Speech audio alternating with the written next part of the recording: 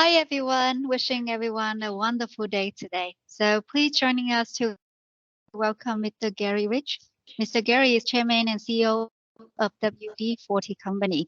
Thank you, Garry, for spending your time with us today.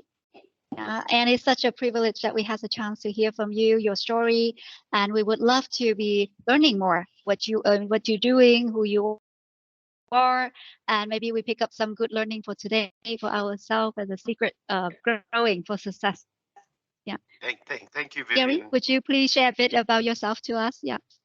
Thank you, Vivian. Well, I'm delighted to be with you, and it's great to be in Vietnam today. I love Vietnamese food, so thank you so much. So yeah, my journey started. I'm an Australian. I was born in Sydney, Australia. I grew up there. I went to school there.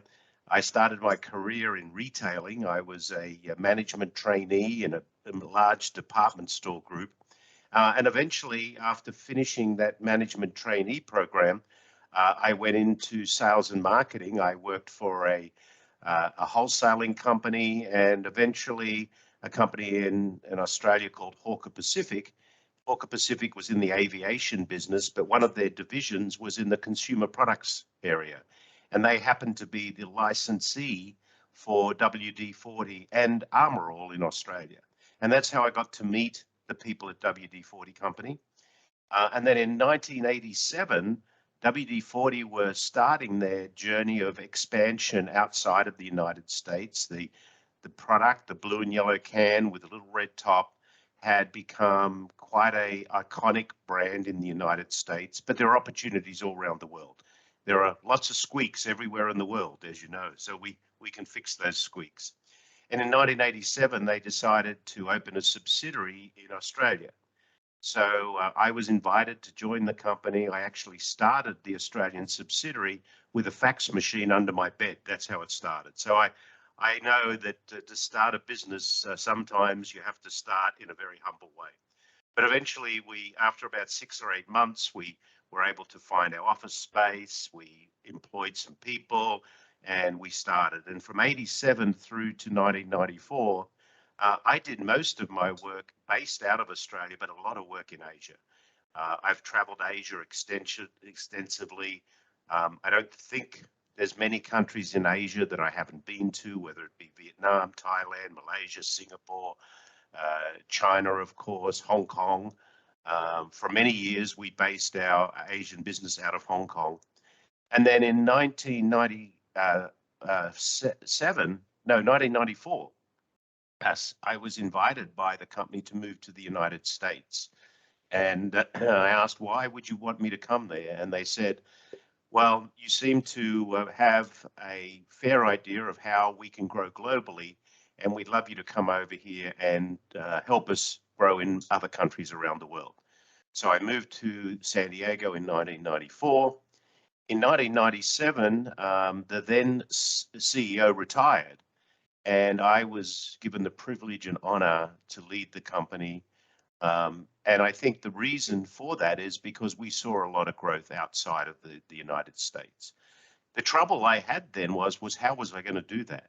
I didn't really, I thought to myself, how do you build an organization globally without micromanaging people? And because, we are now in 176 countries around the world. So one of the big turning points in my life was I went back to school just after I became CEO. I went to the University of San Diego. I did a master's degree in leadership, and that's where I met my now mentor and very dear friend, Dr. Ken Blanchard. And if any of you know any of his work, he's famous for a number of books he's written. Probably the most famous is The 1 Minute Manager. And that's where I learned the power of servant leadership. How do you create a culture where people feel they belong, where they are making a contribution to something bigger than themselves, where you have a set of values that let them make the decisions? And so we started on that journey. And one of the things that's very sad in most companies around the world is people are not very engaged. If you've ever looked at any of the employee engagement numbers, And particularly during COVID, they were down as low as 16%, which means it's only 16% of people went to work every day and were actually engaged, which is very sad when you think about it, because as leaders, we really have a role. Our role is not only to build a enterprise that can support its people, but I often say, imagine a place where you go to work every day, you make a contribution to something bigger than yourself. You learn something new, you're protected, and you're set free by a compelling set of values, and you go home happy. Happy people create happy families. Happy families create happy communities. Happy communities create happy countries, and happy countries create a happy world. And my goodness, we need a happy world. So as leaders, we can influence the happiness of the world if we are dedicated to being a servant leader who respects their people, helps them grow, and practices at the art of belonging. Wow. Thank you so much for sharing the whole journey since you first started out of your university and started in the retail store and all the way up until now, Gary. And in which I would want to bring you back to the one thing that you mentioned in here is Bill. There's a lot of things that you did uh, related to the culture, okay, within culture, and um, and it started with your organization where you didn't name everybody as a team, but as a tribe. Why you name your organization as a tribe to start with? Sure, be happy to talk about that. So you may, or the people that are with us today on this event may be aware of Maslow's hierarchy. And if you're aware of Maslow's hierarchy, it has a number of steps that you go through to when you reach self-actualization, which is actually a place of fulfillment. The first two steps of that are, am I safe and can I provide, basically? Is there a psychological safety? Most companies or organizations provide people with the ability to be able to buy food and have a place to live, and most companies are reasonably aware of the importance of safety. The next level is love or belonging, and that's where companies fall down because they don't make people feel like they belong. So if we were to go back thousands of years, and I looked at the indigenous Australians and the Fijian Islanders, and I thought, and I said, and I interviewed many of them and talked to them and observed their history. And if you looked at what they did as a tribe, what were the attributes of a tribe? Well, number one was it was a place where people actually belonged. They felt like they were part of something. And then there are attributes in that tribe that keep people safe. So the number one responsibility of a tribal leader is to be a learner and a teacher. And let me give you an example. If we could get in a time machine and go back thousands of years to the center of my homeland, Australia, and we were to be observing a group of Indigenous Australians at a meeting, what would the tribal leader be doing? The tribal leader would be teaching the tribe members how to throw a boomerang. Why? Why? Because a boomerang was the tool of survival. If the other tribe members weren't good at throwing a boomerang, their opportunity for survival was less because it was a hunting tool. So if you think about the essence of tribes, the number one responsibility of a tribe is a place where people belong, but the number one responsibility of a tribal leader is to be a learner and a teacher. Our job as leaders is to learn and to teach our tribe members how to best do what they do. That's why at our company, we don't have any managers. We don't call people managers. We call them coaches. They're a coach. So what is a coach's job? Well, if you think about great coaches, think about a great soccer coach. You never see the coach actually running onto the field kicking the ball. Where is the great coach? They're on the sideline observing the play and in the locker room having conversations, teaching and helping develop the players. So one of the other important attributes of a tribe is we're learners and teachers and coaches. Now, to keep a tribe together, you have to have other things. You have to have a set of values. So what are the values in the tribe that everybody must respect to not only protect them, but set them free? Tribes like to celebrate, so you have to have celebration. Tribes are warriors because the tribal promise is a group of people who come together to help protect and feed each other. So we have a just cause as a tribe, which is a group of people, we come together to protect and feed each other. So that's really why we call ourselves a tribe, because we are a group of people that belong, that respect each other, that live our values and are there to learn and teach. Wow. So in the space of organization development and culture development, what happened in the past that the part of belonging been left out and not really implemented in many organizations that led to the engagement rate is very, very sadly low though? It's called ego. Ego. So ego is if his ego eats his empathy, instead of his empathy eating his ego, he becomes what I call the soul-sucking leader.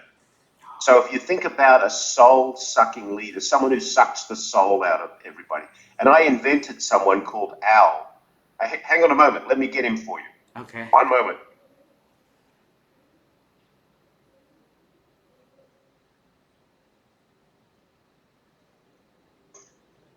This is Al. Al. Al. He's the soul-sucking CEO. Ah. So let me talk about Al.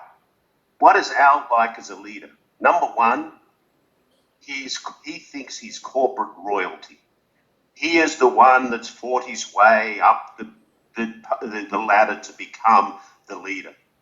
He loves to micromanage people. He wants to have his nose in everything. Al must always be right. Even if he's wrong, he must always think he's right.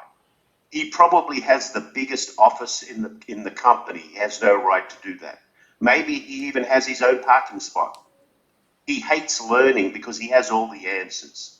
He doesn't like feedback. You know, even if the feedback is going to protect him, he doesn't like feedback.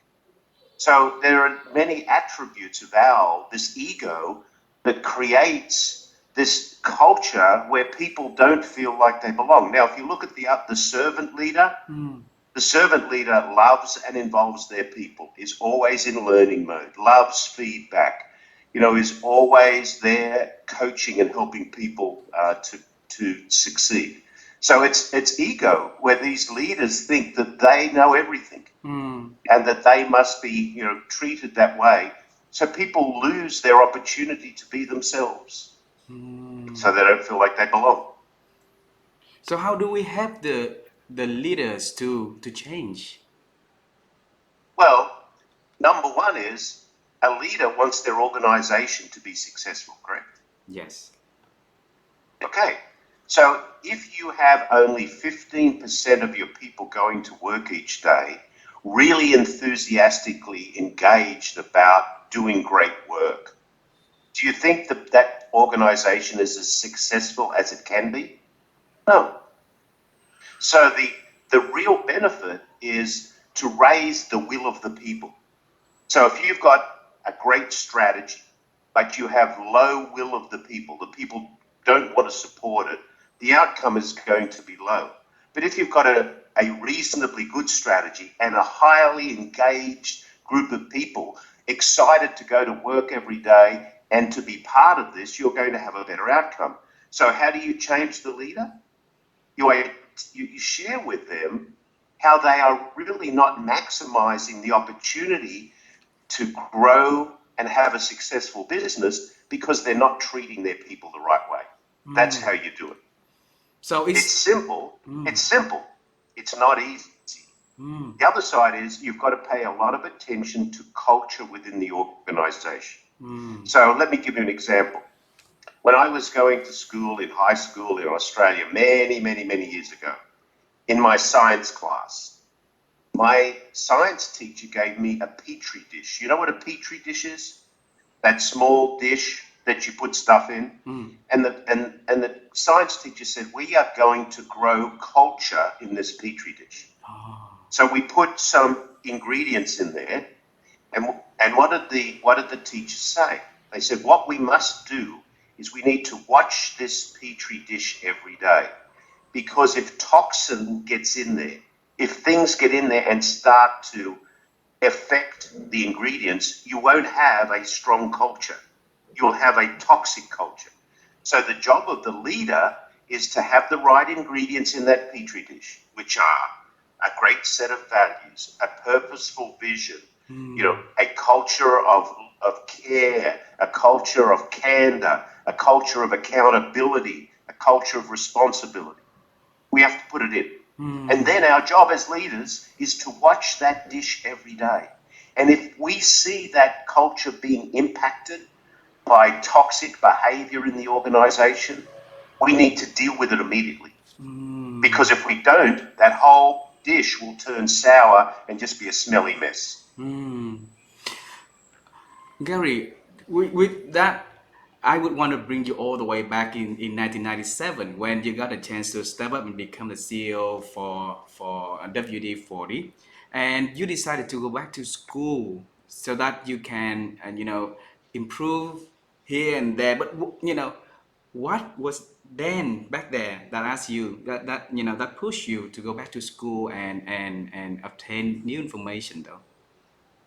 Well, I was being asked to do something and I wasn't sure how to do it. I Ah. knew how to lead a company that Mm. was in sort of one country with one culture, but we wanted to take this to the world. And how do you do that and not micromanage people? You know, so we had to think about how do we set up a culture, an organization that no matter what time it is, anywhere in the world, the sun doesn't set on WD-40. It's always somewhere in its light.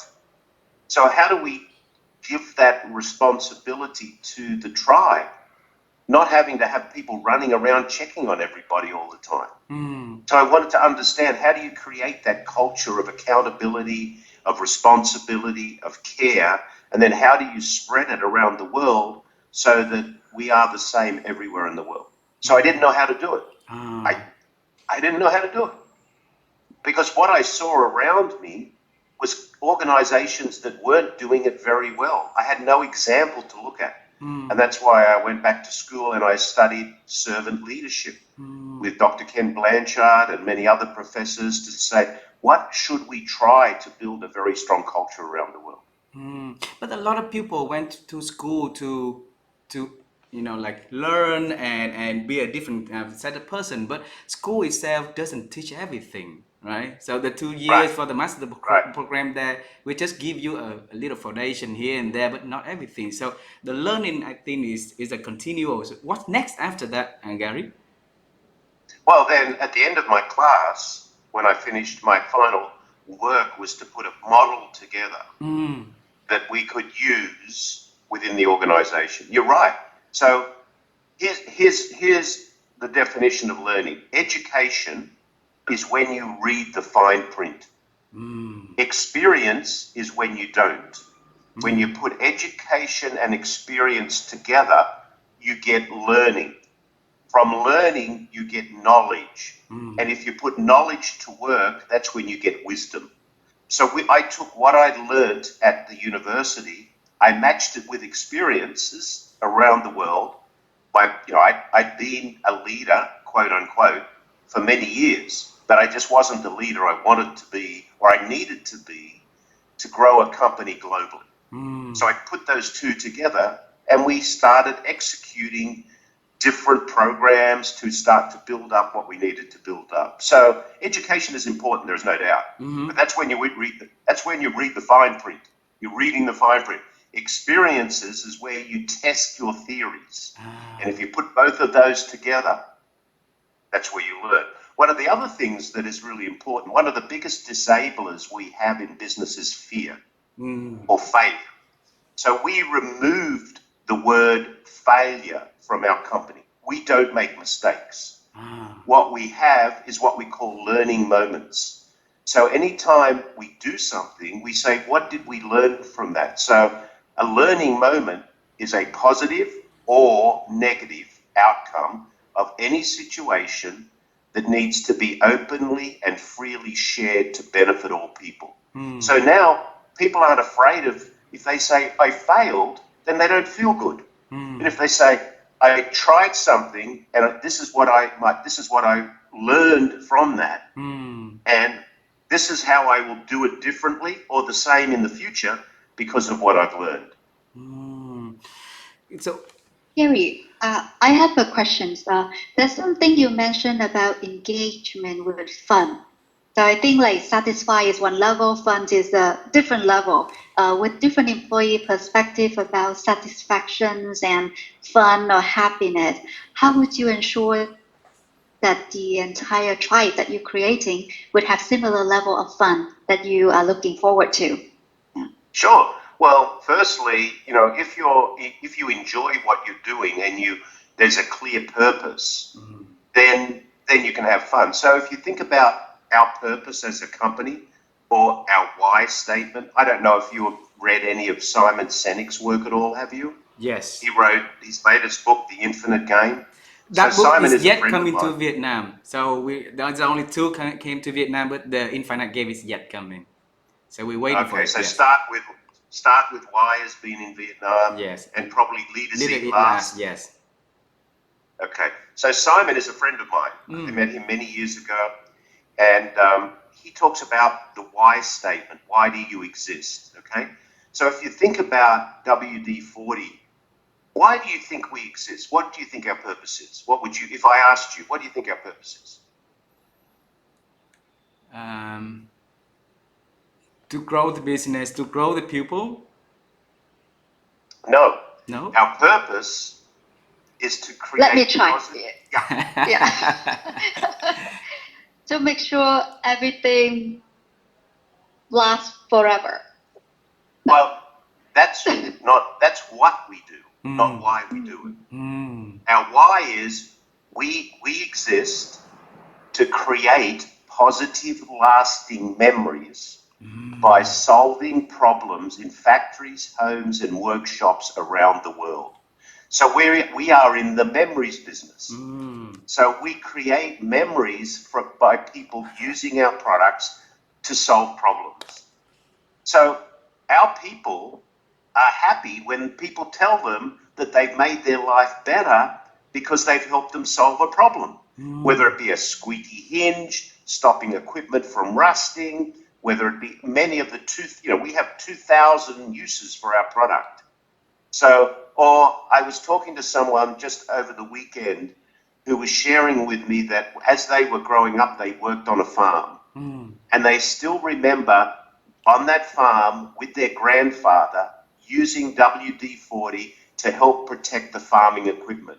And he says, I can still remember the smell. Wow. But what he was really remembering was the time with his grandfather, because that special time now had a meaning, a connection. So the fun part is we're doing something purposeful. We're helping the world, be better by creating memories. And there's nothing better than a beautiful memory.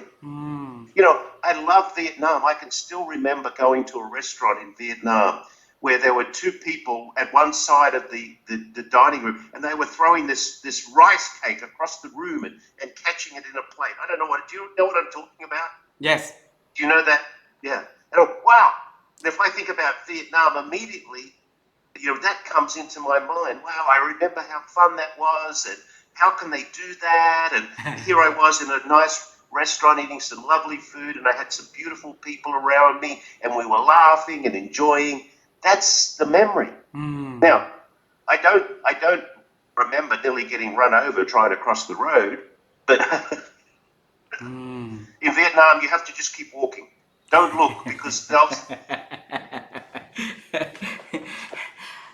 Garry, but let's say if every organization start their business wanting to do something good for the world anyway, want to do something good for the people, for the community, right? And then, but somehow, somewhat, I see a lot of unhappy faces from the employee at the end of the day, and they're really looking for Fridays to come, and really, sad when the Monday is coming, right? And but then your organization has a very high satisfaction score, 97% or so. What a secret sauce for as a chief of the tribe that you've been injecting into the organization, into the culture, that creating the memory of happiness, the joy and the fun, so that they can bring home a happy family, happy community, and happy society, though. Because we say that our leaders need to treat people with respect and dignity. They need to love their people enough to reward them and applaud them from doing great work. Most people leave, most people only know they've done a good job because they didn't get yelled at today. That's sad. But how many businesses do you go into where the leaders are respecting their people, they're welcoming them, they're talking to them about their future, how can I help you do what you want to do in a bigger and better way? It's all about this guy. There's too many of these owls who are not there with one thing in mind, to help people step into the new version of their best personal self, to give them a place where they're making a difference, to be able to recognize and respect them and hold them accountable, to give them high goals so that when they achieve those goals, they feel good that they've actually achieved something great. That's why. Funny you should mention it. If I was going to buy a company, you know what I would do? I would sit in the parking lot and watch people as they leave each day. And if they had a smile on their face, I would know that that was a good culture. Wow.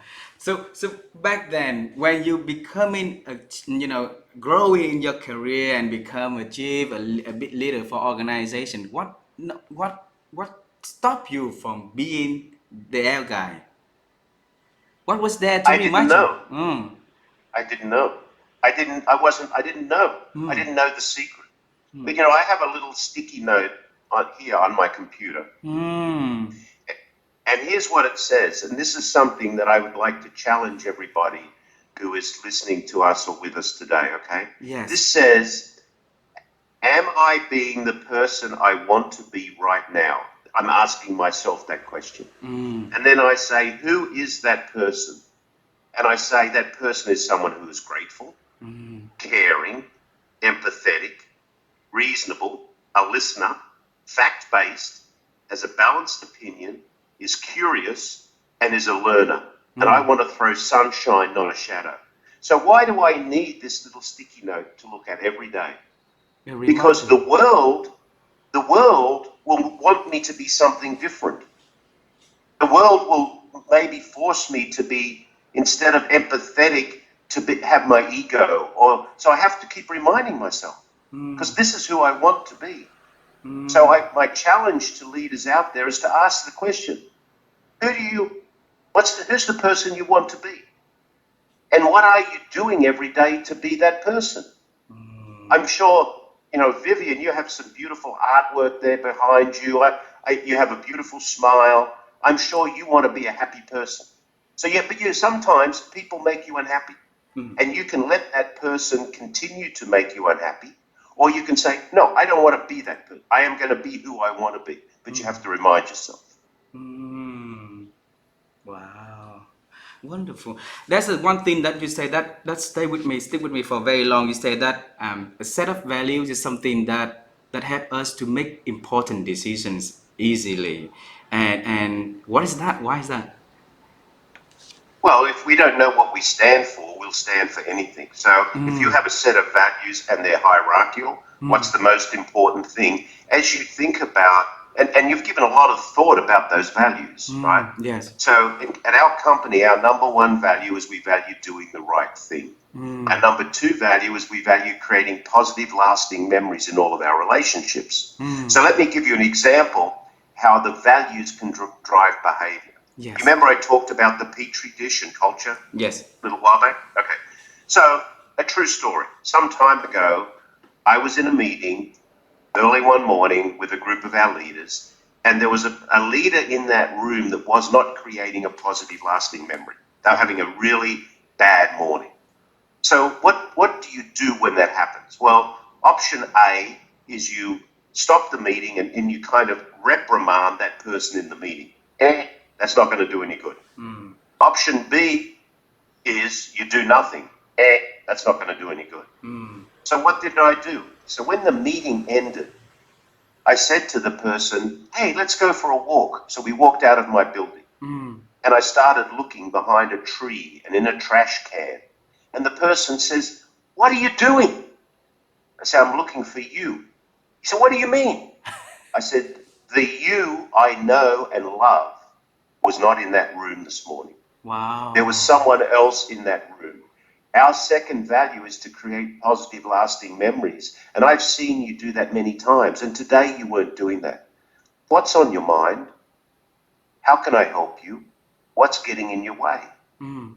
Are the three questions. So then we had a conversation about that person that had a bad morning. You know, they got up late, they kicked their foot on the bed, they spilled coffee, so there was all of this toxin got into their petri dish and started to turn them sour.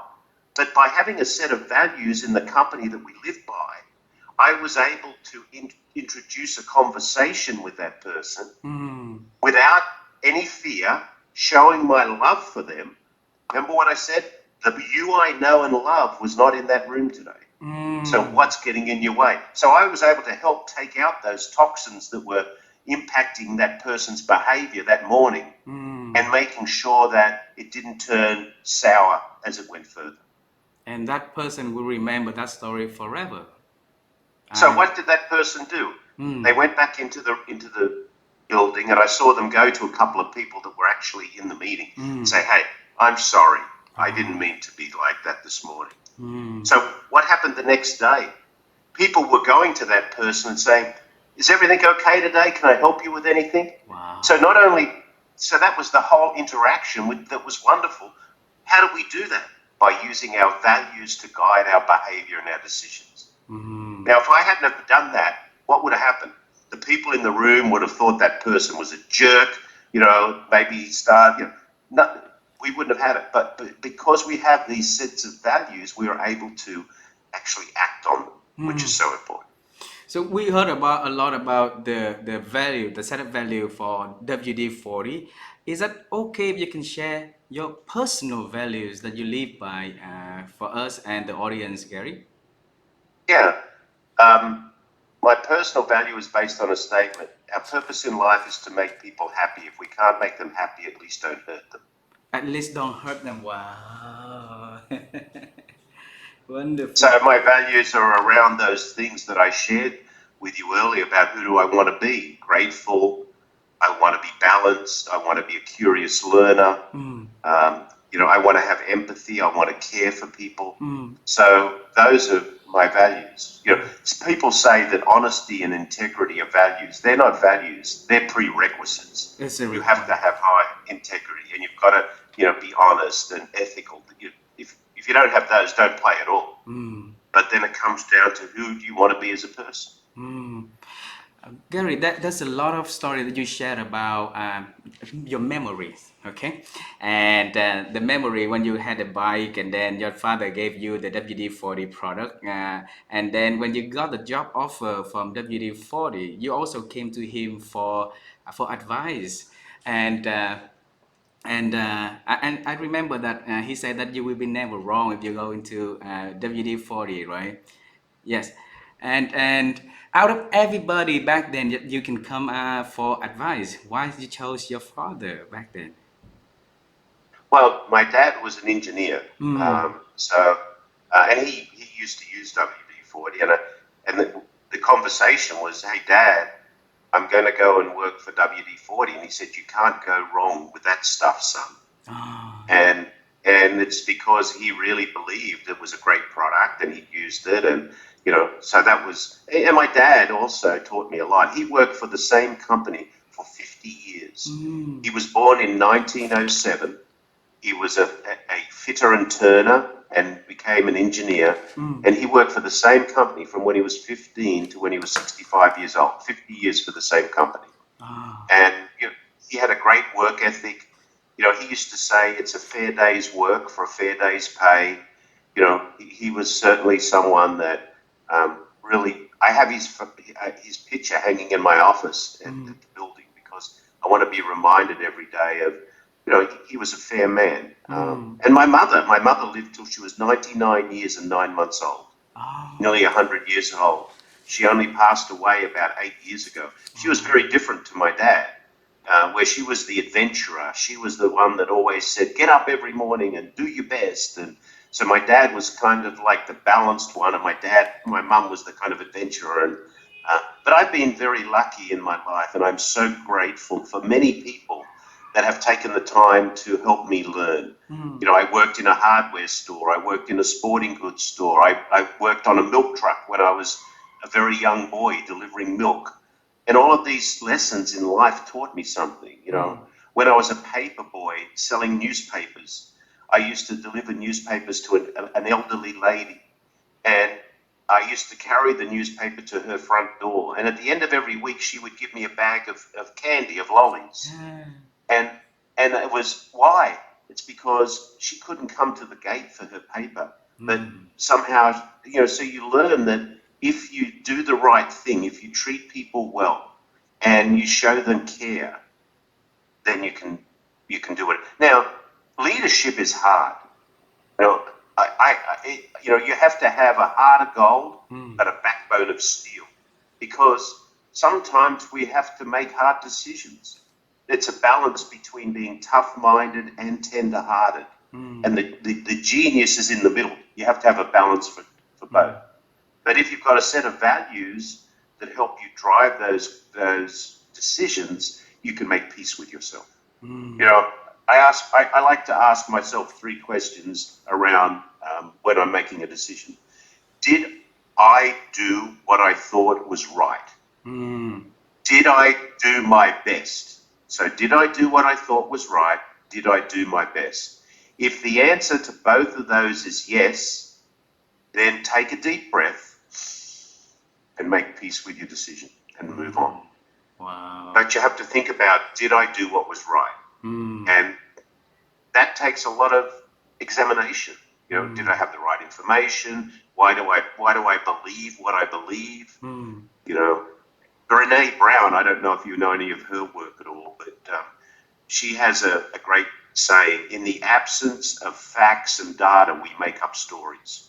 And then those stories become our truth. So one of the things we have to do when we're making, a right decision is, do we have all of the information? And do I really believe this? Why do I believe what I believe? Wow. Garry, thank you so much for sharing that personal story, which lead me to the next one. Is also very personal to you. I and the audience here are wondering, a person at your caliber at this stage, if you need advices, what kind of friend would you come for advices though? Oh, advice comes from many different places. Can you share with us? So it's not, yeah. Well, I have a lot of associates and people that I've come to know over time. So I think, whether it be Marshall Goldsmith, Simon Sinek, Dr. Ken Blanchard, people like Chester Elton, who wrote the book Leading with Gratitude. But then I teach at university as well. So I get a lot of my advice from my students. Wow. Because the best way to learn is to teach, because they tell you the real things that are going on. So when I teach my class at the University of San Diego, I will ask that class for advice. The 3 most powerful words I have ever learned in my life are, I don't know. And getting comfortable with saying, you know what, I don't know. I often say, in most circumstances, I'm probably wrong and roughly right. I'm probably wrong and roughly right. But if I don't know, I make sure I say, you know what, I don't know. If someone comes to me and looking for an answer, and I don't know. So you know what? I don't know. But I tell you what, I bet we can find out. And if we, go to the right places and seek out the right people, we'll find out. So let's go find out together. Thanks for sharing that one. I think that's 10 years ago. The I don't know to me seems to be very strange in this market in Vietnam. A lot of leaders were like, wearing the cold faces and coming to the room with all the answers. But then the trend of leaders start to be be vulnerable and show their vulnerability and publicly say they don't know seems to be more open here. So I'm glad for the workforce. I'm glad for the people that under their leaderships though. And but Garry, I would want to go to two more questions. Okay, I always see you a very happy person. Every podcast, every face, every photo that you put, and the month of April is where Vivian and I are dedicating our works to help the people around us getting more happy, getting happier, with tips, with techniques, and with guests who are expert in this area. And the root cause for that was, because my mom was a person who's supposed to be happy, because she should have every reason to be happy, but the ability to be happy at full happiness is not there for her. So the worriness and everything that kicks in and make her not fully enjoy life. And so you as individual has a lot of responsibility on your shoulder, and but then you can always maintain that level of happiness, positive. And what's the tip that you can share for the leaders and for us in general? Gratitude. Gratitude. I'm grateful. I'm grateful that I woke up this morning. I'm grateful that I got the opportunity to talk to my new friends in Vietnam. I'm grateful that my dog wagged his tail. I'm grateful that I'm just, I make peace with that. I'm grateful. I mean, now there are things that make me unhappy, but if I dwell on those for too long, those are the toxins getting into my petri dish. There's a difference between being happy and being sad for people as well. I look at things that go on in the world and they make me sad because I think that shouldn't be happening. But I can't do anything directly, but if I continue to talk with you and others about how do we create environments where people are treated with respect and dignity, we care about them, we're candid with them, we hold them accountable, we expect them to be responsible, we help them build psychological safety, then there will be a happiness that will come from that. So I'm just generally a positive person. I think over my years, I have a lot of scar tissue because of learning that I've had. But at the end of the day, if I go out of my house to the office today and I'm not delivering some degree of gratitude and happiness, that toxic stuff goes to everybody. So as a leader, you have to be aware that you have the opportunity to influence people's lives. You can either influence them positively or negatively. And there's no joy in the negative side. Wow, thanks. And thank you very much. I would tell Chester and Ariane about their book, Gratitude. We've been buying it and sharing for our friends here in Vietnam a lot, because we believe also gratitude is the way to help us to be happier and create more happiness for people around us. Which leads me to the last question for you today, Garry. I think this is we reaching to the end of our conversation already, and I always believe that people have a second chance. Okay, and for leaders who create a culture is not well right now, there's always second chances for them to rebuild the culture. And if they build it and not well, they can still have a second chance to rebuild again for the better of their people. And so if they want to restart everything and rebuild everything from scratch, and they would want to build a culture like WD-40 and you have been building, what would be your advices for them? Number one, are they committed to the fact that it's not about them, it's about the people in the organization?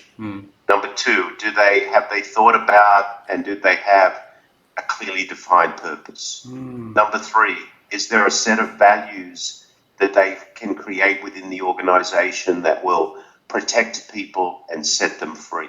Number four is, are they going to take fear out by having an organization that is not about failure but about learning? And number five, are they going to celebrate with their people? So, and then make sure that the habits of Al don't come in to the organization. It's not about them. They have to make sure that their empathy eats their ego. Their ego does not eat their empathy.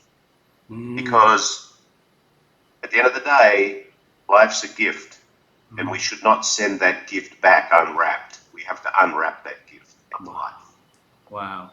Thank you so much for sharing the 5 things that leaders can start to do, and so that they can rebuild, use that second chance to rebuild the culture in a way that creating impact for their organization, for the people that they be responsible for. Garry, I really admire your work, and I really admire you as the person also. We thank you so much for the time that you spend with us, and we start to see the sun start to coming up on your window already. So it's time for you to go back to the world and continue doing the great works for your people. We really appreciate it, and we wish you all the best. The next time if you come to Vietnam, please let me Vivian know, and we would love to take you to that restaurant again. All right. Thank you. I appreciate it. Thank you so much. Thank you very much. Thank you very Thank you much. so much, Garry. Bye bye. Bye bye. Bye bye.